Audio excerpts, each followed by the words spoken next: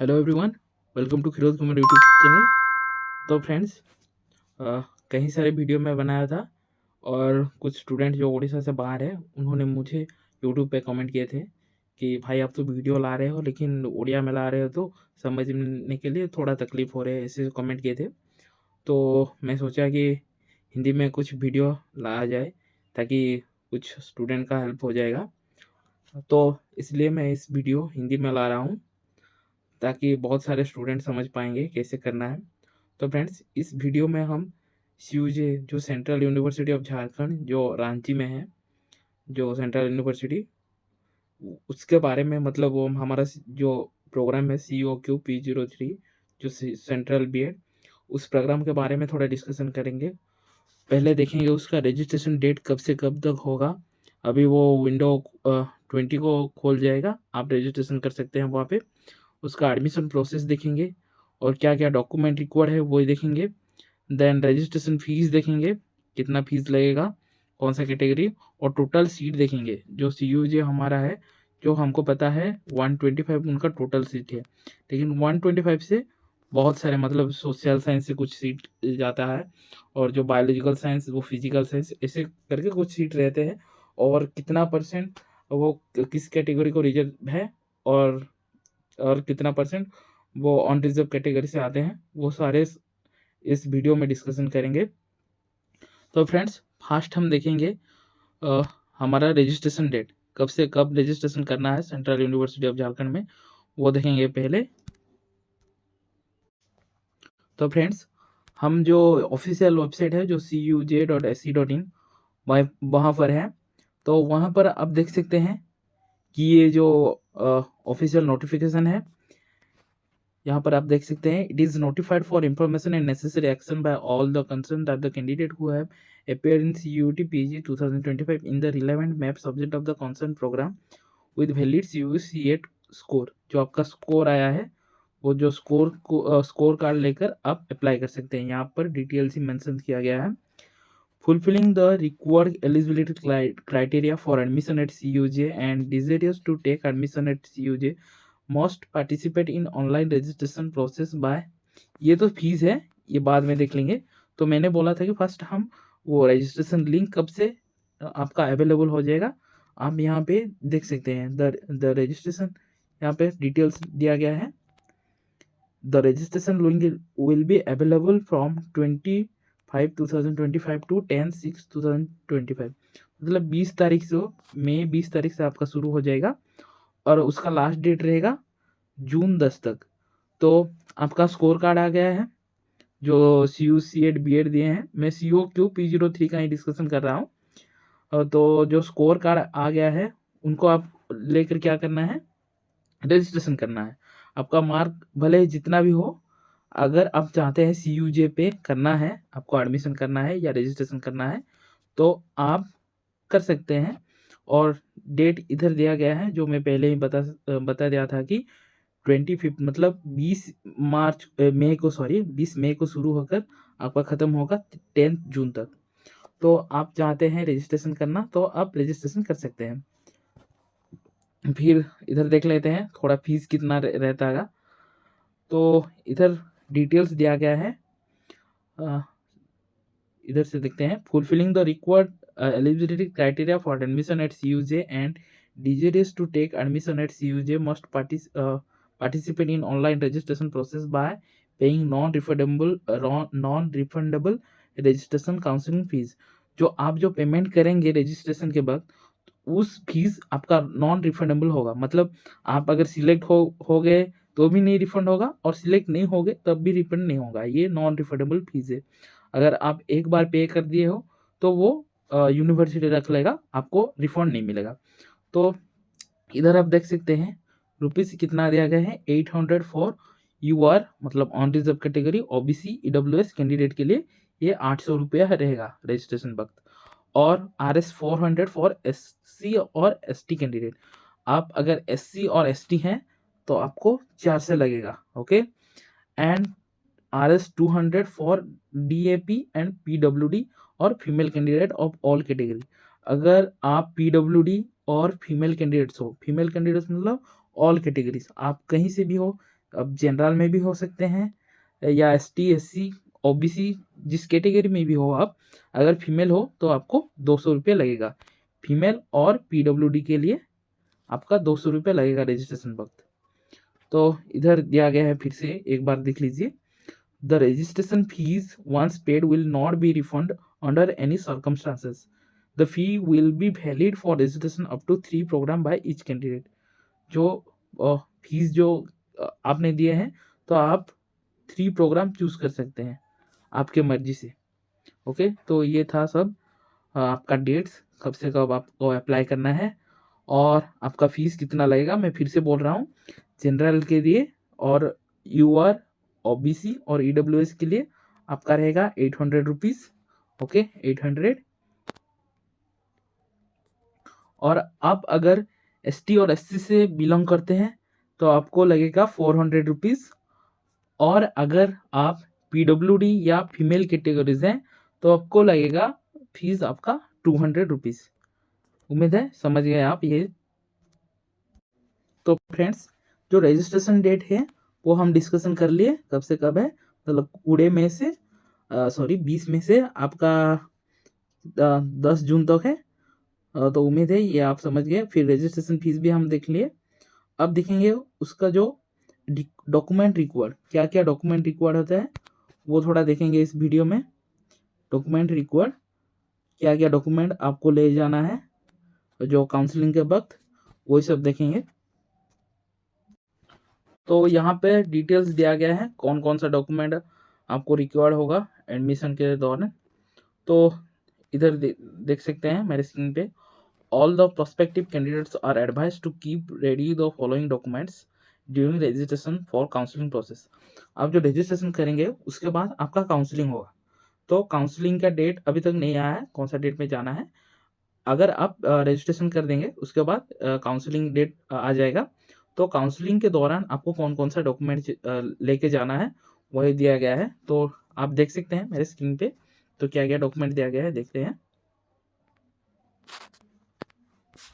First आपका दिया गया है जो पासपोर्ट साइज डिजिटल फोटोग्राफ, जो आपका पासपोर्ट साइज है वो लेकर जाना है। नंबर 2 पे है secondary school class 10th marksheet and passing certificate, जो आपका 10th बोर्ड का सर्टिफिकेट है वो लेकर जाना है। फिर नंबर 3 है senior secondary school class 12th marksheet and passing certificate. Class 12 का अगर मार्कशीट है और जो सर्टिफिकेट है वो दोनों लेकर जाना है। अगर एक साथ में आता है तो फिर वो इसको एक को ही लेकर जाना है। देन नंबर 4 आता है आपका ग्रेजुएशन मार्कशीट और इक्विवेलेंट। देखिए आपका 4th नंबर है ग्रेजुएशन मार्कशीट। कई सारे स्टूडेंट सोच रहे हैं कि हम इस साल ही एग्जाम दिए हैं, जो आपका डिग्री इस साल ही कंप्लीट हुआ है, वो लोग भी ले जा सकते हैं। आपका इक्विवेलेंट मार्क सर्टिफिकेट चाहिए। मतलब कई सारे कॉलेज या यूनिवर्सिटी में जो इस साल जो पास हुए हैं उनके लिए सर्टिफिकेट नहीं आता है, डायरेक्ट सर्टिफिकेट नहीं, कुछ महीना या कुछ साल भी लग जाता है कई सारी यूनिवर्सिटी में। तो इसलिए आपका जो इक्विवेलेंट सर्टिफिकेट है, मतलब वो ओरिजिनल नहीं है, सिर्फ मार्क रहता है इक्विवेलेंट में, वो भी आपको ले जाने से हो जाएगा। तो इस साल जो भी स्टूडेंट अपेयर किया है ग्रेजुएशन, उनका डिग्री नहीं आया है, वो लोग अपना इक्विवेलेंट मार्क सर्टिफिकेट लेकर जा सकते हैं। देन नंबर 5 क्या है देखते हैं, ग्रेजुएशन डिग्री सर्टिफिकेट। अगर आपका कंप्लीट हो गया है ग्रेजुएशन तो आपका सर्टिफिकेट अगर आपके पास है तो वो आप ले जा सकते हैं। देन नंबर 6 आता है valid certificate for date of birth matriculation. ये डेट ऑफ बर्थ का अलग सर्टिफिकेट करना नहीं होगा, अगर आपके पास है तो आप ले जा सकते हैं। लेकिन अगर आपके पास जो डेट ऑफ बर्थ सर्टिफिकेट नहीं है तो कुछ प्रॉब्लम नहीं होगा, बिकॉज डेट ऑफ बर्थ आपका मैट्रिकुलेशन सर्टिफिकेट और आपका +2 सर्टिफिकेट में भी रहता है। देन नंबर 7 पे देखते हैं CUET PG 2025 एप्लीकेशन फॉर्म। जो आप रजिस्ट्रेशन करेंगे, रजिस्ट्रेशन के बाद आपको वो फॉर्म डाउनलोड करना है। ओके, डाउनलोड करके प्रिंट रख देना है। कर लीजिए, 2-3 सारे प्रिंट करके अपने पास रख लीजिए और वही एप्लीकेशन फॉर्म को आपको ले जाना है काउंसलिंग के वक्त। देन नंबर 8 पर क्या है CUET PG 2025 एडमिट कार्ड। जो आप जो एग्जाम देने के लिए गए थे CUET PG 2025 का एग्जाम, वो एडमिट कार्ड आपके पास रखना है, आपको प्रिंट करके रखना है। देन नंबर 9 पे देखते हैं valid CUET PG 2025 score card. और आपको वो जो स्कोर कार्ड आता है वो स्कोर कार्ड लेकर आपको जाना है, समझे। जो CUET PG का जो स्कोर कार्ड अभी आया है ना, वो स्कोर कार्ड को आपको लेके जाना है। देन नंबर 10 पे इधर देखिए कास्ट सर्टिफिकेट। अगर आप ST SC और OBC NCL और EWS से बिलोंग करते हैं तो आपको कास्ट सर्टिफिकेट लेकर जाना है। If applicable must be issued from the competent authority in GOI format. मतलब आपको कॉम्पिटेंट अथॉरिटी से इशू करके लाना है ST SC और OBC NCL और EWS सर्टिफिकेट। देन नंबर 11 पे देखते हैं सेल्फ डिक्लेरेशन फॉर्म। इस नंबर 11 पे self declaration form for those applying under OBC NCL category if applicable. आप अगर OBC NCL पे हैं तो आपको एक सेल्फ डिक्लेरेशन फॉर्म भी लेकर जाना है।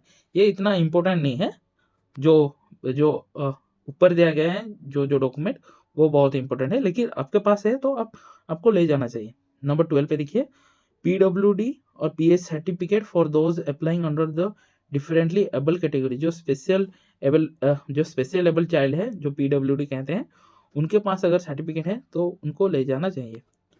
देन नंबर 13 पे देखते हैं क्या डॉक्यूमेंट लाना कर बोले हैं।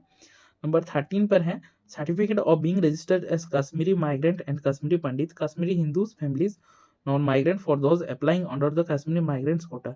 अगर आप कश्मीर से बिलोंग करते हैं तो आपको कश्मीर माइग्रेंट कोटा लाना है, जो इधर दिया गया है। If applicable must be issued from the competent authority. अगर आप कश्मीर से बिलोंग करते हैं तो कश्मीरी माइग्रेंट आपको लेने आना है, ओके, रजिस्ट्रेशन के वक्त। देन नंबर 14 पे देखते हैं certificate related to defence category eligible for supernumerary quota if applicable. जो डिफेंस कैटेगरी है उनके पास अगर सर्टिफिकेट है तो वो लोग भी ला सकते हैं। देन नंबर 15 पे है certificate related to PM care for children scheme if applicable. जो PM care for children scheme के जो बच्चे रहते हैं उनको अगर सर्टिफिकेट अवेलेबल है तो उनको भी वो सर्टिफिकेट लेकर आना है रजिस्ट्रेशन के दौरान। देन नंबर 16 पर देखते हैं certificate of representing international national और state level in any sport game for those applying under sports quota. अगर आप स्पोर्ट्स कोटा से अप्लाई करते हैं तो अगर आपके पास सर्टिफिकेट है नेशनल और स्टेट से तो वो सर्टिफिकेट भी आपको लाना है। तो ये हो गया फ्रेंड्स कौन कौन सा डॉक्यूमेंट रिक्वायर्ड होगा जो एडमिशन के लिए और जो काउंसलिंग के लिए। तो होप आपको समझ में आया कौन कौन सा डॉक्यूमेंट लेके जाना है। तो हम कौन कौन सा डिस्कशन कर लिए। तो फ्रेंड्स हम ये रजिस्ट्रेशन फीस डिस्कशन कर लिए कितना होगा, देन आपका क्या क्या डॉक्यूमेंट रिक्वायर्ड होगा ये डिस्कशन कर लिए, फिर रजिस्ट्रेशन डेट्स खत्म हो गया। अब देखते हैं टोटल सीट। जो CUET PG 2025 जो BEd में एडमिशन लेना चाहता है झारखंड से, तो आपका टोटल सीट कितना रहेगा वो थोड़ा डिस्कशन करते हैं। देखते हैं कितना टोटल सीट रहता है, कौन कौन से स्ट्रीम से कितना रहता है, थोड़ा देख लेते हैं। तो इधर सीट मैट्रिक्स दिया गया है कितना सीट रहता है, तो नीचे आकर हम देख सकते हैं। मैं अदर प्रोग्राम के बारे में नहीं बोलूँगा, हम डिस्कशन करेंगे हमारा जो BEd है सेंट्रल BEd उसके बारे में डिस्कशन करते हैं कितना टोटल सीट है। तो फ्रेंड्स इधर आप देख सकते हैं टोटल सीट आपका 125 है, और ये लाइफ साइंस में इतना 31 सीट्स हैं, लैंग्वेज में 31 सीट है, सोशल साइंस में 31 है, और फिजिकल साइंस एंड मैथमेटिक्स में 31 है। मतलब 1 2 3 4 ये 4 कैटेगरी में डिवाइड किया गया है, लाइफ साइंस में और लैंग्वेज में, सोशल साइंस में और आपका फिजिकल साइंस एंड मैथमेटिक्स में। ओके, तो इधर देख लेते हैं थोड़ा। लाइफ साइंस में 31 सीट्स हैं, लैंग्वेज में आपका 31 है, सोशल साइंस में 31 है, और जो फिजिकल साइंस और जो मैथमेटिक्स बोलते हैं उसमें 32 सीट्स है। तो सब कुल मिला के आपका हो गया 125 सीट्स टोटल। जो हमारा जो SC है, जो ये फर्स्ट जो है SC कैटेगरी के लिए आपका 4 सीट रिजर्व रहता है। फिर जो सेकेंड है जो ST कैटेगरी आपका 2 सीट रिजर्व रहता है। आप समझ गए होंगे, मतलब हर जो सब्जेक्ट रहता है, जो life science, language, social science और जो फिजिकल साइंस और मैथमेटिक्स 4 सीट रहता है। आप देख सकते हैं यहाँ पे, तो लाइफ साइंस में भी 4 सीट रिजर्व रहता है, और लैंग्वेज में भी 4 सीट, सोशल साइंस में भी 4 सीट, और जो फिजिकल साइंस है वहाँ पे भी 4 सीट रिजर्व रहता है। कौन सा कैटेगरी के लिए? ऐसा हमारा SC कैटेगरी के लिए। देन नंबर 2 आता है ST कैटेगरी के लिए। और देखिए ST कैटेगरी के लिए आपका 2-2 सीट रिजर्व रहता है। लाइफ साइंस में आपका 2 सीट्स, फिर लैंग्वेज में आपका 2 सीट्स, सोशल साइंस में 2 सीट, देन फिजिकल साइंस और जो मैथमेटिक्स है 2 सीट्स। तो कुल मिला के सब हो गया 8 सीट्स। 8 सीट्स आपका ST कैटेगरी के लिए रिजर्व रहता है। और जो 16 सीट है इधर हम देख सकते हैं, जो 16 सीट है वो SC कैटेगरी के लिए रिजर्व हो सकता है। देन नंबर 3 पे आते हैं जो OBC है।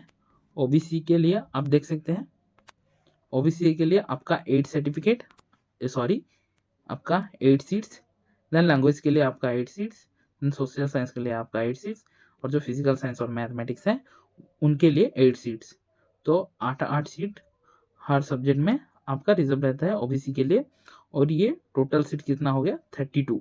ओके, SC के लिए 16, ST के लिए 8, एंड आपका जो OBC है उनके लिए 32। OBC तो हो गया। देखते हैं फिर कौन सा EWS के लिए आपका कितना सीट देखते हैं।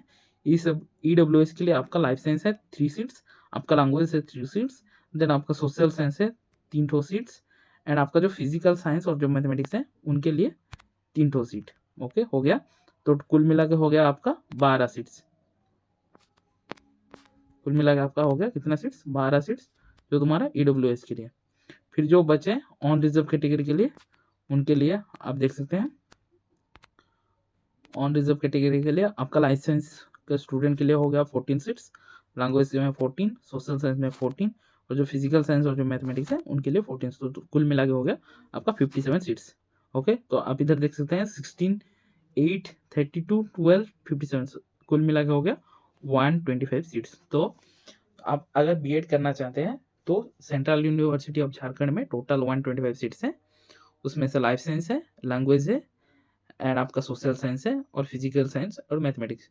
देखिए जो भी स्टूडेंट्स आपका ग्रेजुएशन मतलब आपका ग्रेजुएशन जिस कैटेगरी में बिलोंग्स करते हैं, मतलब आप अगर लाइफ साइंस पढ़ते हैं तो लाइफ साइंस में ही आपको अप्लाई करना है, ना कि लाइफ साइंस स्टूडेंट होकर आपको लैंग्वेज में अप्लाई करना है। ऐसा नहीं, अब जिस स्ट्रीम से आते हैं वो स्ट्रीम से आपको अप्लाई करना है। तो फ्रेंड्स हम टोटल सीट डिस्कशन कर लिए कितना है।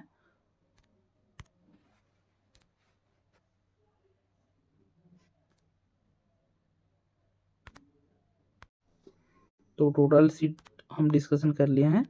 देन रजिस्ट्रेशन फीस भी डिस्कशन कर लिए। देन आपका डॉक्यूमेंट क्या क्या रिक्वायर्ड है वो सब डिस्कशन कर लिए। फिर रजिस्ट्रेशन डेट भी देख लिया है। अब थोड़ा देखेंगे एडमिशन प्रोसेस, मतलब कैसे एडमिशन होता है सेंट्रल यूनिवर्सिटी ऑफ झारखंड में। तो मैंने डिस्कशन कर लिया। आपको फर्स्ट तो आपको रजिस्ट्रेशन करना है, रजिस्ट्रेशन जो डेट मैंने बोला है। फिर उसके बाद नंबर 2 पे आपका आ जाएगा, मतलब 2 पे आपका एक टोटल लिस्ट आ जाएगा, मतलब कौन कौन से स्टूडेंट कौन कौन से स्ट्रीम से आपको आप अप्लाई किए हैं वो आ जाएगा, और आपका डेट भी आ जाएगा कि किस डेट पे आपका काउंसलिंग है। तो कई सारे डिपार्टमेंट का अलग अलग डेट रहता है, लेकिन मुझे जितना पता है कि जो बीएड में जो टोटल है, जो लाइफ साइंस, सोशल साइंस और जो लैंग्वेज और जो फिजिकल साइंस शायद एक ही डेट में होता है, तो आपको एक ही डेट में जाना है। और आपको जो मैंने बताया है डॉक्यूमेंट, वो डॉक्यूमेंट आपके साथ ले जाना है। और वहीं पे आपका जो ये होगा, क्या बोलते हैं, आपका मतलब आपका काउंसलिंग होगा। वो लोग जो जो टीचर्स हैं और जो प्रोफेसर हैं जो सेंट्रल यूनिवर्सिटी झारखंड में, वो लोग चेक करेंगे आपका डॉक्यूमेंट। और उस डॉक्यूमेंट वेरिफिकेशन के बाद आपका क्या होगा, एक मेरिट लिस्ट निकलेगा। और जो जो कैंडिडेट सिलेक्ट हुए हैं उनको एडमिशन फीस पेमेंट करना पड़ेगा। और जो कितना एडमिशन फीस रहता है मैं शायद नेक्स्ट वीडियो में लाऊंगा कितना एडमिशन फीस लगता है सेंट्रल यूनिवर्सिटी ऑफ झारखंड में। तो आपको रजिस्ट्रेशन सॉरी एडमिशन का फीस पेमेंट करना पड़ेगा, और उसके बाद कुछ दिनों के बाद आप यूनिवर्सिटी जाएंगे। तो देखिए फ्रेंड्स, एक इम्पोर्टेंट बात आपको बोलना चाहूँगा कि जो रजिस्ट्रेशन करते हैं, तो पिछले साल भी बहुत सारे मेरे फ्रेंड्स ऐसे हुए थे कि जो स्टूडेंट रहते हैं जो अलग स्ट्रीम, जैसे कि हमारा बायोलॉजिकल साइंस स्टूडेंट और जो फिजिकल साइंस स्टूडेंट, वो लोग क्या करते हैं, जो हमारा जो उड़ीसा हो गया या कर्नाटक हो गया, वहाँ पे ऐसे स्ट्रीम नहीं रहता है, अलग अलग स्ट्रीम। तो वहाँ पे सिर्फ लैंग्वेज, मतलब वो बीएड को समझ लेते हैं और लैंग्वेज पे ही हम अप्लाई कर देते हैं बीएड के लिए। लेकिन ऐसे नहीं होता है, आप जिस स्ट्रीम से हैं उसी स्ट्रीम से आपको ये अप्लाई करना है CUJ पे। तो अगर आप बायोलॉजिकल साइंस पे हैं तो बायोलॉजिकल साइंस पे ही अप्लाई करना है, ना कि लैंग्वेज पे। अगर ऐसे आप अप्लाई किए हो और जो काउंसलिंग टाइम जो हमारा डॉक्यूमेंट वेरिफिकेशन टाइम के बाद अगर उनको पता चलेगा कि आप ऐसे किए हो, तो आपका वो जो रजिस्ट्रेशन फॉर्म आपका रिजेक्ट हो जाएगा और आप वहाँ पे एडमिशन नहीं ले पाओगे। तो फ्रेंड्स, ये था छोटा सा information about CUJ, central university of Jharkhand. तो आपको वहाँ पर अगर पढ़ना चाहते हैं तो registration date, admission process, document required और आपका रजिस्ट्रेशन फीस और टोटल शीट मैंने बताया है। उम्मीद है ये वीडियो आपका हेल्पफुल होगा। तो अगर कोई भी डाउट है तो नीचे कमेंट बॉक्स में है, और कमेंट बॉक्स में आप मुझे पूछ सकते हैं, मैं रिप्लाई कर दूंगा। और अगर ज़रूरत पड़े तो एक नया सा वीडियो लाऊंगा आपके लिए। तो मेरे चैनल को सब्सक्राइब कीजिए। Subscribe for more content. Thank you. जय जगन्नाथ।